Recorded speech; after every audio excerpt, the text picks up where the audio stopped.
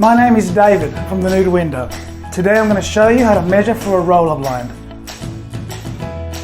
To measure for a roller blind, you will need a metal tape measure, a pen and paper.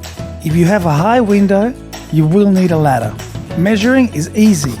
Before you start taking measurements, you need to decide if you want your roller blind inside the reveal or wall mounted to fully cover your window.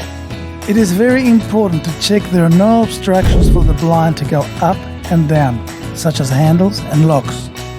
Make your measurements in millimeters. This is how you will order your blinds. If your window is clear of obstructions, you can fit your blind inside the reveal. This is the most popular choice. For this, you will need to have a depth of at least 60 millimeters. Measure the width of the window in two places, top and bottom. Be sure to use the smallest of the two to place your order. Now measure the drop of your window from top to bottom.